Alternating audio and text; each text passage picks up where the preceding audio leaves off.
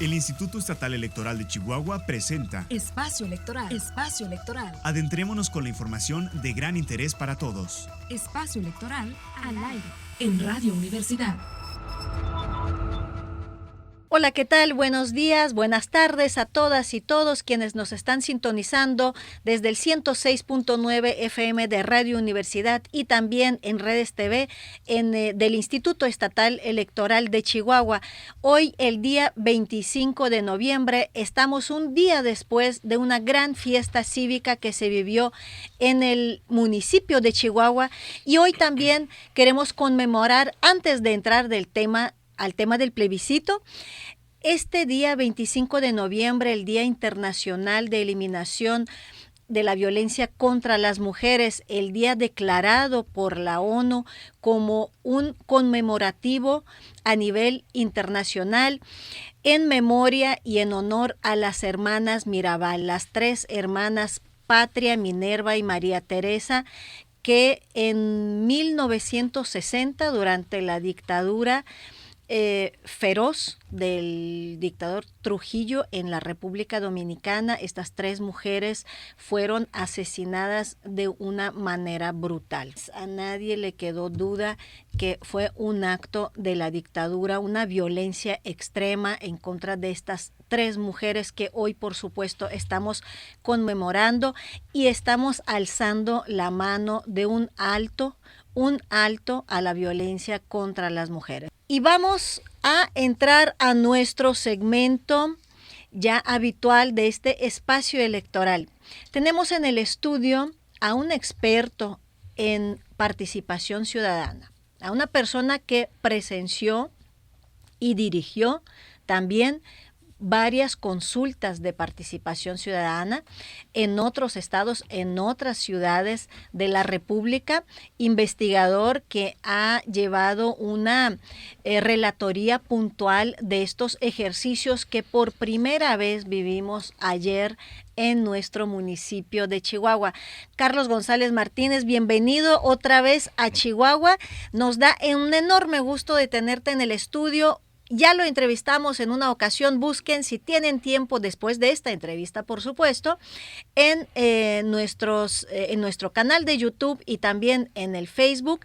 La entrevista con Carlos González cuando vino aquí a Chihuahua y a Juárez a hablarnos sobre los presupuestos participativos. En aquel entonces convocamos a presidentes municipales, a sindicaturas de los 67 municipios del estado y también el equipo del Instituto Estatal Electoral. Pues yo recuerdo así con las bocas abiertas, escuchándote. Te tocó vivir esta primera jornada de participación ciudadana en Chihuahua. Carlos González Martínez, bien. ¿Cuál es tu primera impresión? Mi primera impresión es que es un hecho histórico desde luego en Chihuahua, es el primer plebiscito, esperemos que no el último ejercicio de los mecanismos de participación ciudadana que prevé la ley en el estado.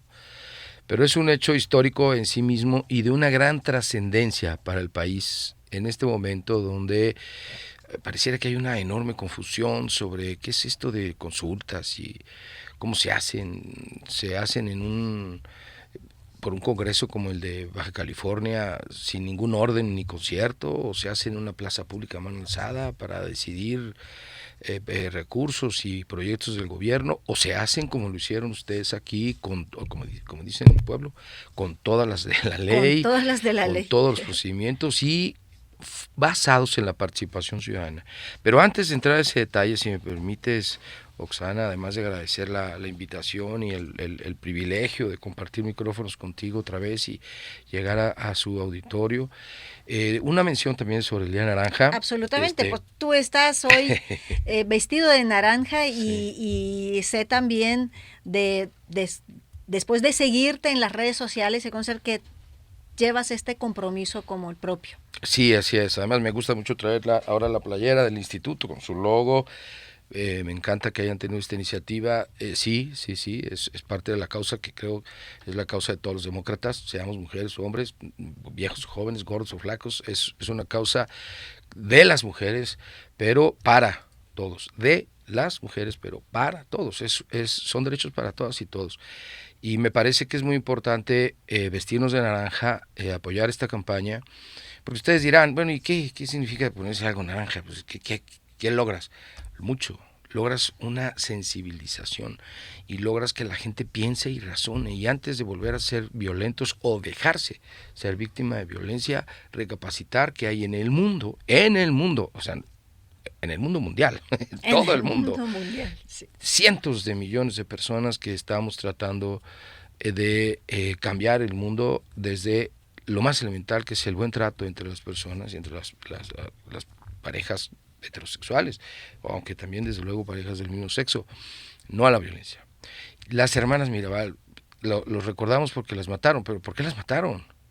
Bueno, desde luego a las tres, pero particularmente Minerva Mirabal, es una historia conmovedora. Hay una novela, le sugiero a tu auditorio, es una delicia, es difícil de conseguir, pero es una delicia, de Julián Álvarez, es la autora, y se llama En el tiempo de las mariposas. Es una maravilla, bueno, es atroz la historia, pero es una maravilla de historia de amor, épica, de historia política, de lucha contra la dictadura, que fue atroz. O sea, esos señores no se andaban, porque eran señores todos ellos, sí, no se andaban con chistes, agarraban a sus opositores, los subían a una avioneta y los aventaban al mar, que está infestado de tiburones alrededor de República Dominicana y Haití. Y a esta chica Minerva en particular, ella era una mujer muy joven, muy guapa, muy bella. Su hermano era militante de pues digamos, no era propiamente una guerrilla, pero sí del movimiento clandestino. La oposición, digamos, del...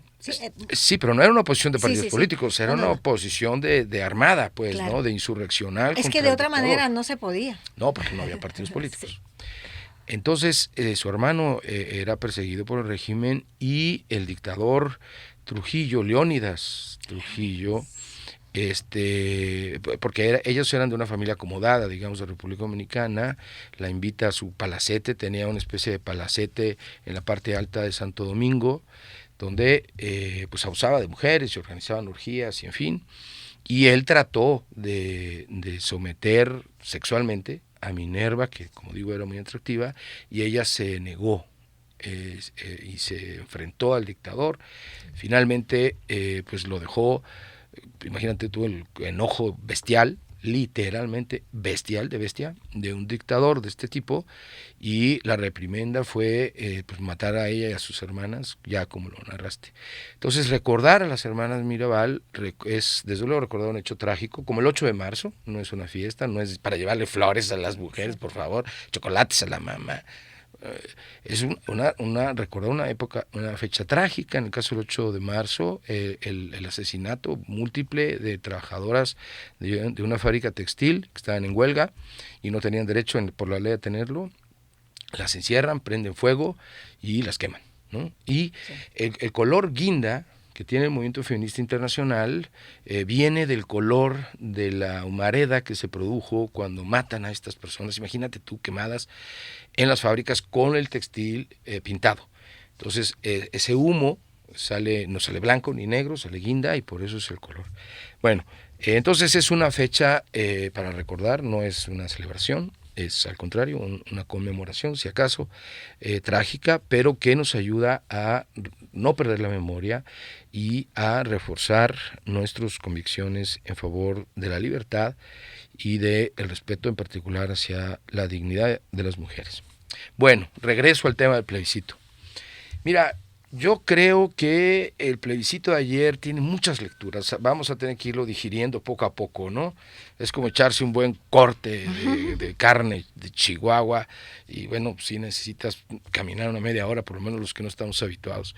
Hay que digerirlo con calma, pero con mucha convicción y rápido, para que esta experiencia se difunda en todo el país y yo creo que internacionalmente. ¿Por qué es importante? Mira, yo creo que es importante por varias cosas, pero la más importante de todas, porque al final de la película tenemos a 62.058 personas, sin contar todas las personas que participaron como voluntarias en las mesas receptoras, que son cerca de 500 y tantas. 940. Fíjate, 940, de las cuales, esas 940 personas que estuvieron en las mesas receptoras, cuidando las 2 urnas electrónicas, el 62% fueron mujeres, a propósito del Día Naranja. A propósito. ¿Okay? ¿Sí? 62, no el 50, 51, 62. Mayoría absoluta de mujeres, increíble, súper increíble. Y que salieron del voluntariado, digamos. Salieron, eso fue la intención de estas ciudadanas, de estas chicas jóvenes, muchas jóvenes, es que ese otras es el más otro, grandes, que acudieron al llamado. Exacto, ese es el otro tema. Más del 90% de las personas que estaban en las mesas eran jóvenes estudiantes, la mayoría, una buena parte, de tal suerte que fueron en su mayoría, Oksana, queridos amigos, amigas, mujeres jóvenes las que organizaron este ejercicio. Ahí nomás para que nos vayamos dando cuenta de la importancia de respetar, de reconocer y asumir, aunque seamos hombres, la presencia de esta participación. Bueno, entonces, el primer asunto, hay ahora en México 62,058 personas demócratas que ejercieron sus derechos y que están sumándose al activo más importante de la democracia mexicana, que son sus demócratas. Ese es el principal resultado, Oksana. 62,000 personas que fueron y decidieron. Ojo, no todas votaron por el no, que finalmente ganó, ni todas votaron por el sí, que finalmente perdió. 35,000 votaron por el no, 26,000 votaron por el sí al proyecto, 302 decidieron anular su voto como una manera de expresar su descontento, de alguna forma. Bueno, ese es el principal. Imagínate tú el aporte para la democracia que estamos teniendo. Claro, si lo ves para la ciudad de Chihuahua es impresionante. Si lo ves para el caso del Estado, su número ya relativo se reduce, y para el país, pero ese es el aporte más importante del plebiscito. A mí, con el debido respeto para los que están en una opción y en la otra, el gobierno, etcétera, etcétera, me tiene un poco sin cuidado si el alumbrado sí, el alumbrado no, porque nosotros como observadores no podemos, y ustedes como instituciones no pueden opinar sobre el tema. Lo que me importa es la participación. Uh-huh. Primer tema. Segundo tema, creo que en el contexto del país es muy importante este plebiscito y hay que difundirlo, por favor. Oksana, tú que eres la responsable de hacerlo. Desde aquí yo daré mi granito de arena, de hecho lo he estado haciendo desde el sábado y desde antes, para difundir esta práctica. ¿Qué es lo que hay que difundir? En México, lo que se llama en el mundo democracia directa y lo que en nuestra Constitución y leyes denominan participación ciudadana, que vamos a decir que es lo mismo, aunque hay obviamente diferencias, sí existe, sí existe. No es una cosa que haya iniciado, déjame decirlo así, franca, abiertamente, con todo respeto y de manera absolutamente imparcial, no es un tema que haya iniciado con este gobierno federal. A mí me parece que es una magnífica noticia que el gobierno de la República ahora anuncie y a su manera, si tú quieres, pretenda hacer ejercicios de participación ciudadana para tomar decisiones tan trascendentes como las que se están sometiendo desde la Presidencia de la República y otros órganos a participación, ¿no? De alguna forma, mecanismos o formas en que la gente, por lo menos a la que invitan, se exprese. Está muy bien, está muy bueno. Lo único que hay que insistir es que para que una cosa salga bien, la tienes que hacer bien. Así de sencillo. Para que un ejercicio de democracia directa, participación ciudadana, salga bien, sea legítimo, es decir, nos parezca razonable, con razones pues, aceptable su resultado y que se haga, y sea legal, es decir, que esté apegado a la ley, tienen precisamente que sujetarse a ciertas normas.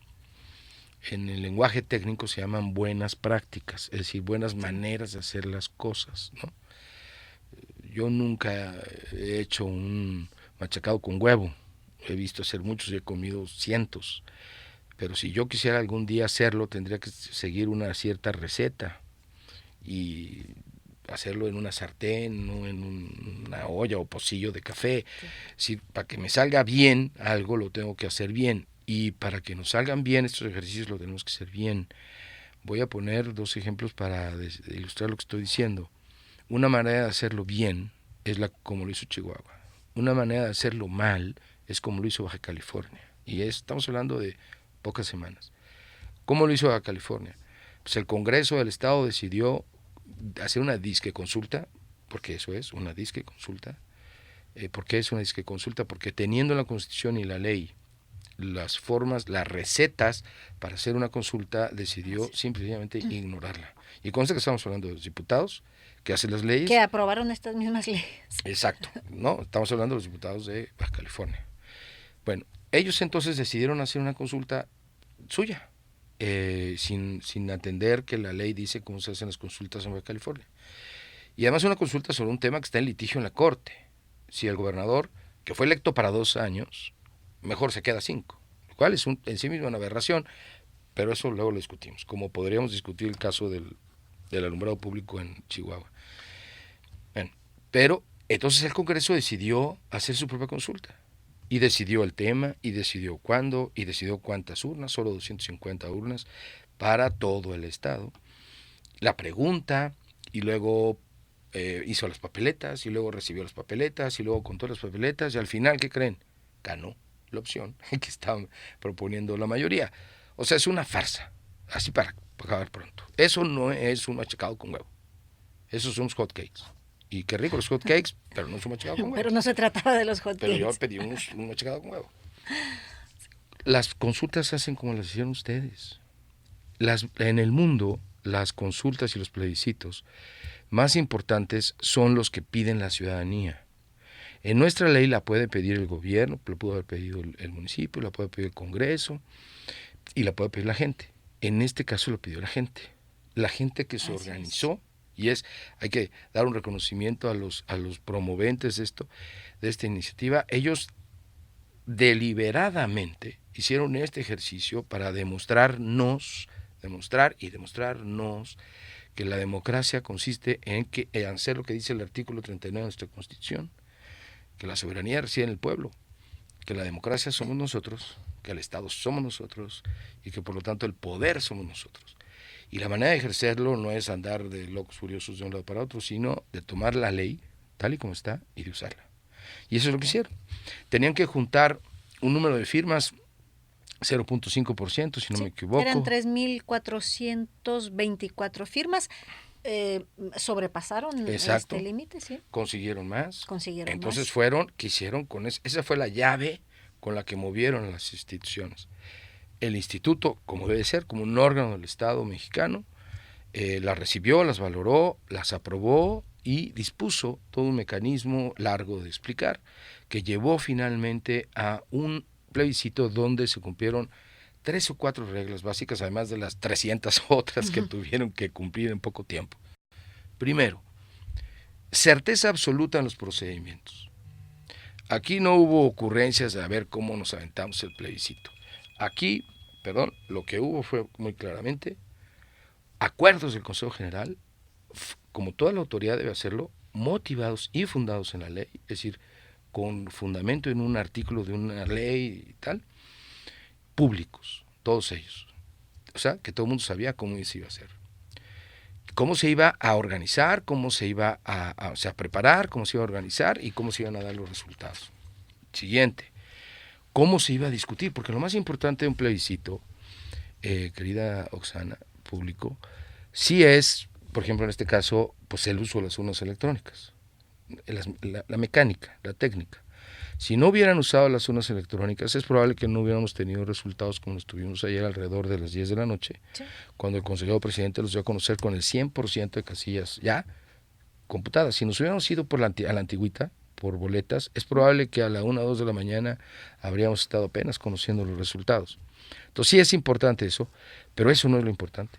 Lo importante de un plebiscito es el debate previo. Que la gente que va a ir a finalmente tiene que optar por un sí o un no. Y algunos críticos podrían decir, bueno, pero que la gente no son ingenieros en electricidad, ¿Cómo van a opinar? No sé, eso no tiene nada que ver.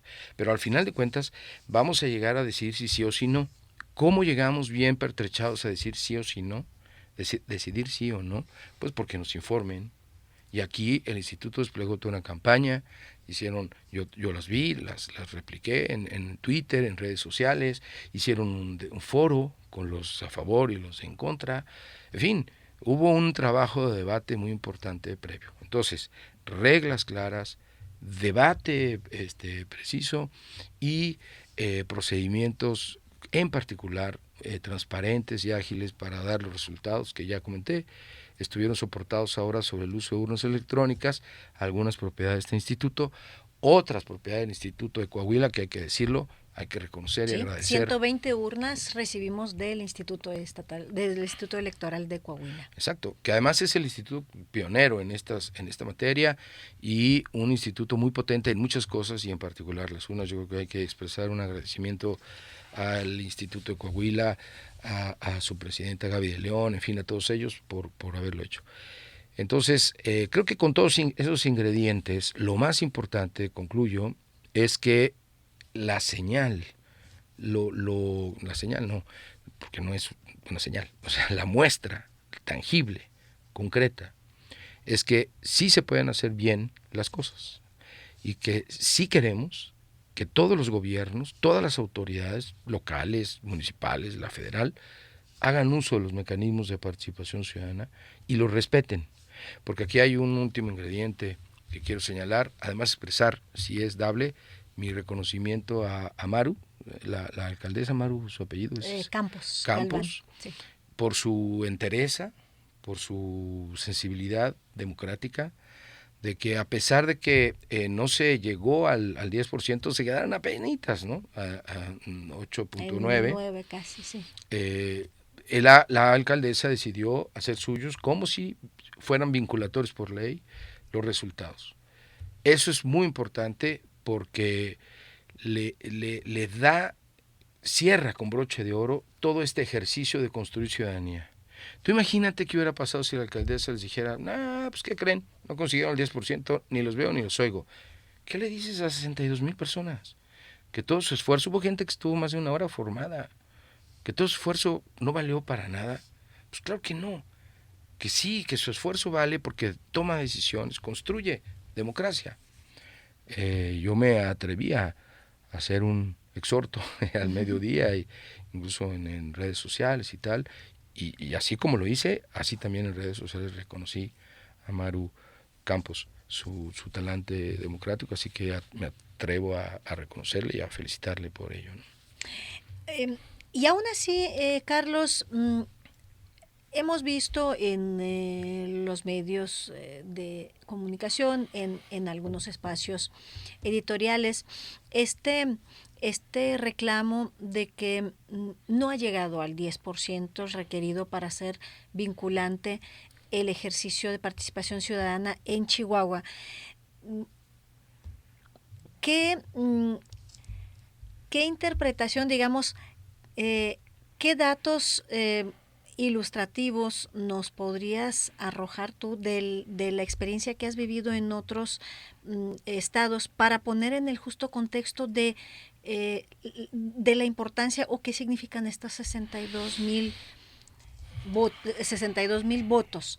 ¿Es mucho? ¿Es poco? ¿Faltó participación? ¿Cómo lo ves tú? Yo diría así directo. Si el problema es que no se llegó al 10%, entonces el problema no es haber llegado o no al 10%, sino el 10% mismo. O sea, lo que hay que quitar es el 10%. O bajarlo o quitarlo. Es decir, el problema no es... Es un pendiente para la Es un pendiente para la ley. legislativa. Yo creo que, a ver, si yo nunca seré diputado ni aquí ni en donde, ni en ningún lado, por convicción, o en fin. Pero si yo fuera diputado, o si yo pienso, ahora me toca exhortar al Congreso, como tiene un exhortador profesional, yo invitaría al Congreso de Chihuahua a reformar la ley de participación ciudadana, una disculpa, con el ánimo de bajar al 5% el requerimiento de vinculatoriedad de estos ejercicios o de desaparecerlo, de plano. Y me voy a explicar por qué. No lo estoy diciendo así como una tontería, una locura, una aberración. Yo acabo de estar en Taiwán hace unas 3 semanas.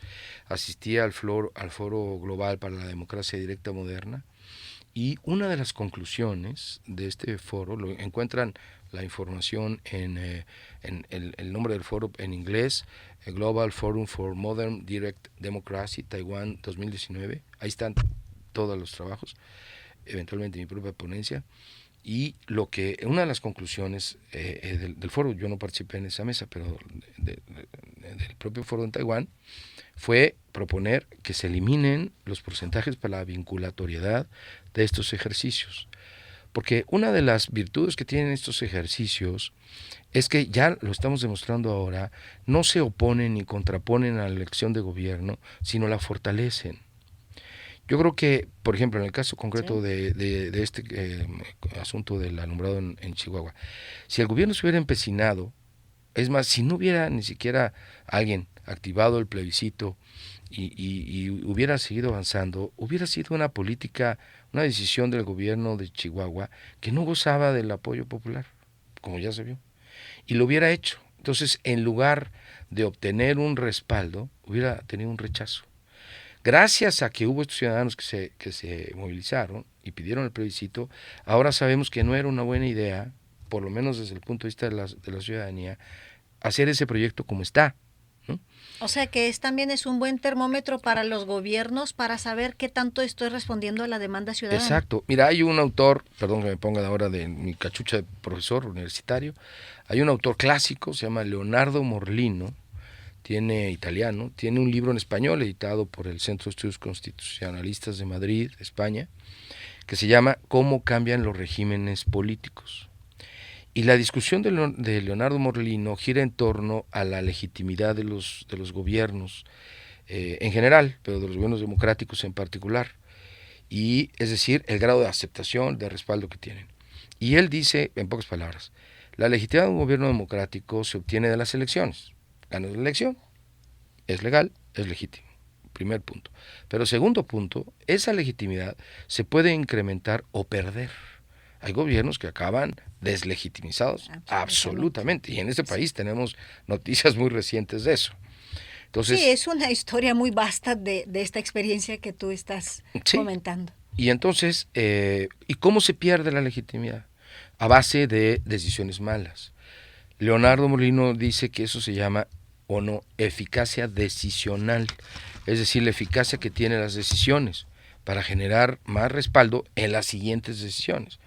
Pues, tu problema es que si te equivocas, en lugar de tener respaldo, lo pierdes, y las siguientes decisiones que tomes van a ser decisiones todavía más cuestionadas.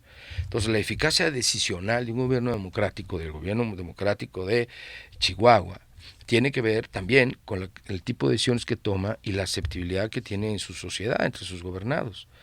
Entonces, el plebiscito ayudó, yo lo vería así, yo creo que Maru, en el sentido democrático que ya manifestó, lo podrá ver así también. Pues esto es una buena noticia para ella, y yo creo que esto debería ser, claro, con medida, todo con medida, como se dice, pues una práctica recurrente, ¿no? A lo mejor no siempre van desactivando plebiscitos, por favor, no, es carísimo y además acabas desgastando a la gente. Pero sí generas mecanismos de gobierno abierto, otros instrumentos que tienen las autoridades para ir construyendo con la gente sus decisiones. Ahí te va una propuesta: presupuestos participativos, de lo que hablábamos justamente ahora que recuerdas. Esa es una práctica que no cuesta, bueno, cuesta un poquito, pero no cuesta como un plebiscito, y que de todas maneras implica un presupuesto que de cualquier forma se va a gastar. Pues mejor hazlo con la gente y fortalece tu eficacia decisional, el respaldo de tu sociedad y la gobernabilidad de tu sistema. Entonces, bueno, yo creo que esas son parte de las virtudes de este ejercicio también. Carlos, en comparación con los otros ejercicios que se han celebrado en el país, en los diferentes estados, ciudades de consulta pública, este número al cual llegamos en la jornada de ayer, de un poco más de 62,000 ciudadanas y ciudadanos que votaron, ¿qué representan? Bueno, representan que triplicaron el número histórico. O sea, estamos ahora con el récord nacional. Tienen el récord nacional en cantidad. Sí. no en porcentaje, pero sí en cantidad. Me explico. Mira, las experiencias más recientes, en todas las que por cierto he tenido la oportunidad de participar, como bien dices, como observador, colaborando o de plano presidiendo, como fue la consulta en la Ciudad de México del Corredor Cultural Chapultepec-Zona Rosa en el 2015, en esa experiencia se obtuvieron 22,000 votos, que significaron por el padrón electoral de la alcaldía, ahora alcaldía Cuauhtémoc, el 4.8%. 4.8%. Después, en otro ejercicio similar, estamos hablando de números, no de cantidad. Sí. En Guadalajara, en el 2017, se hizo una consulta, digamos, muy similar a un plebiscito en su mecánica, sobre una ciclovía, si se seguía o no. En ese ejercicio se obtuvo 22,000 también, digamos, 22,000 y pico, ¿no? Bueno, ahora ustedes obtuvieron 62,000, casi triplican. O sea, es impresionante, es muy importante y hay que darlo a conocer porque es patrimonio, perdón que lo diga, de los mexicanos y las mexicanas. Esto no es un éxito de Chihuahua, esto es un éxito de la sociedad mexicana que está demostrando que sí quiere participar, que es falso que seamos una bola de ¿cómo se llama?, de amorfos ahí, apáticos, que no quieren participar. No nos importa nada. Lo que pasa es que no nos gusta que nos convoquen a ciertas formas de política que ya nos tienen hartos, naturalmente, y no sería de otra forma, con la experiencia, pero sí queremos participar y sí queremos decidir, y aquí se acaba de demostrar. Entonces, en términos de números, wow. Ahora, en términos de porcentaje, es un buen porcentaje, pero está, digamos, en el promedio de las experiencias. Otra experiencia similar es la del Marqués, creo que ya la comenté, en Querétaro. Ahí participaron alrededor de 13,000 personas y también fue más o menos el 13% del listado nominal. Entonces, en términos de participación de números, triplicaron a las experiencias más grandes. En términos de porcentaje, se quedan abajo del porcentaje del Marqués, que es 13%, se quedan arriba del porcentaje de la Ciudad de México, que fue 4.8%, entonces están ahí como en la media, ¿no? Sí. Está bien, vamos construyendo más. Esto es, como diría mi compadre José Alfredo, aquí lo importante no es llegar primero, sino saber llegar, ¿no? Hay que ir construyendo, por eso es el concepto de construcción de ciudadanía. La ciudadanía no brota así espontáneamente, hay que irla construyendo, hay que irla contagiando, hay que irla consolidando, ¿no? Entonces, ese punto yo vería, digamos, como contrastante. Y mira, déjame poner otro ejemplo también. En Guanajuato, en el año de 2010, hubo un plebiscito con la ley, obviamente, del Estado, para preguntar si se fraccionaba o no una parte del Cerro de la Bufa. Es una historia larga, muy interesante, de movilización ciudadana, pero hubo este plebiscito. Y ahí participaron más o menos 13,000 personas, ¿no? Es decir, se quedó muy por abajo incluso de la Ciudad de México, más o menos igual que el Marqués. Pero un dato importante, ahí participaron 13,000, no se alcanzó el porcentaje de participación y el gobierno se hizo como que iba a decir la Virgen le habla, pero creo que no es correcto, no hizo caso, ¿no? Ahora, fíjate, el porcentaje en Guanajuato sigue siendo, para que sea vinculatorio, 40%. Es absurdo. No, como bien narran ahora las autoridades allá. Ni siquiera en una elección constitucional en muchas comunidades no se llega. No, en Guanajuato. No se llega a esto. En Guanajuato, por ser exactos, en la ciudad de Guanajuato no se alcanza el 40% de participación en una elección constitucional. ¿Cómo quieres que participe en un plebiscito? Que naturalmente suscita menos información, quizá menos expectativa. Y bueno, pues es absurdo. Entonces, por eso yo digo, hay que bajar los límites, porque aquí lo más importante de todo, si es tomar decisiones en un ámbito de gobernanza, que se llama ahora, que es gobierno y ciudadanía, articulándose para esas decisiones, pero lo más importante de todo es cómo construyes gente con experiencias exitosas, democráticas, de participación, que quiere seguir participando entonces, porque si son de frustración. Imagínate tú qué hubiera pasado si Maru no acepta la vinculatoriedad. ¿Qué le dices a estas 35,000 personas? 35,000, aunque fueran 3, no importa, una, que se movió, que fue, que dedicó parte de la mañana, esfuerzo, que se convenció, órale, le entró al asunto, ganó, y luego le dicen que no. Yo me acuerdo, yo viví un tiempo en Michoacán, y los michoacanos tienen un trauma de futbolístico, de que una vez le estaban ganando a la América en el Estadio Azteca, le ganaron, iban a pasar, no sé si era la final, iban a pasar a la final, se fueron a los vestidores, y bueno, eran los tiempos aquellos donde la América era lo que era, y el árbitro, porque no, decidió que no, todavía faltaban minutos, sacaron a los jugadores de los vestidores, los metieron otra vez al campo, y les ganó el América. Entonces, yo diría, sería algo parecido al síndrome de los monarcas. Pues, ¿cómo? Si gané, ¿por qué no gané? A ver, explícame. Gané además, mi opción era 35,000 contra 26,000, y ahora me dicen que no gané. Porque el porcentaje, la ley, el artículo X. No. Yo fui y gané. Ahora denme mi triunfo, ¿no? No, pues entonces, es como si vas con tu novia a la feria y vas ahí a disparar para ganar un osito de peluche y que se lo des, y le ganas, tiras muñequitos, y te viene el cuate y dice, no, es que tienes que tirar todos iguales, puros patitos, no patito y osito y tal. Pues no, eso no me dijiste, ¿no?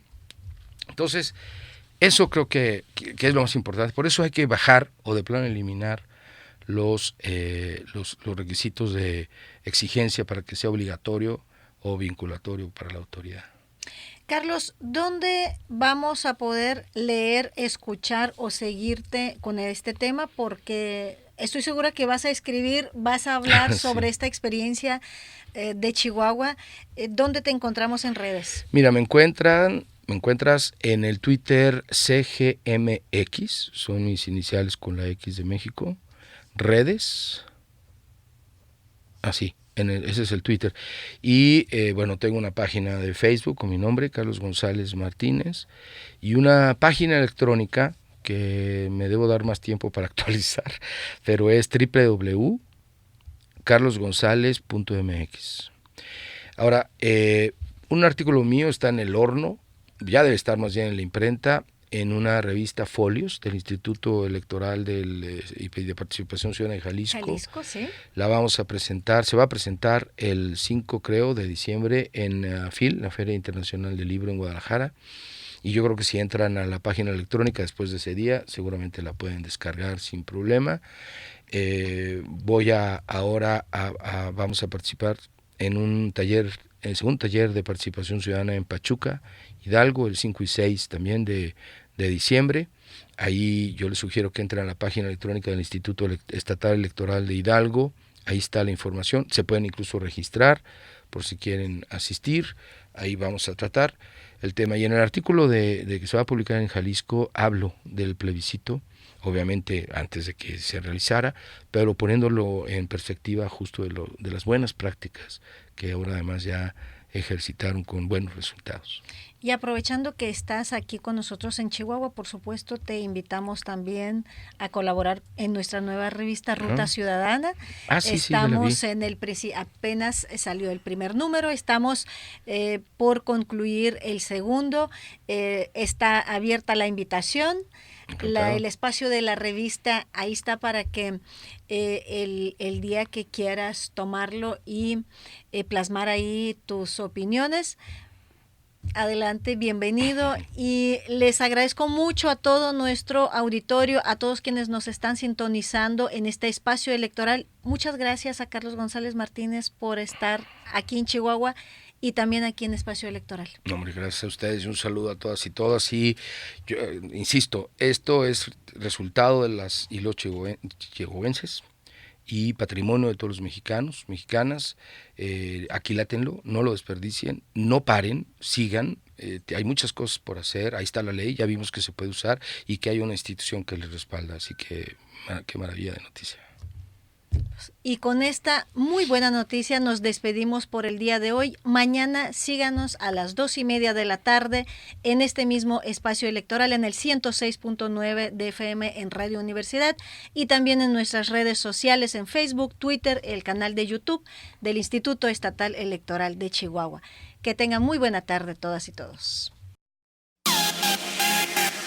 Esto fue Espacio Electoral. Espacio Electoral, el programa del Instituto Estatal Electoral de Chihuahua. Los esperamos en la próxima emisión por esta frecuencia universal.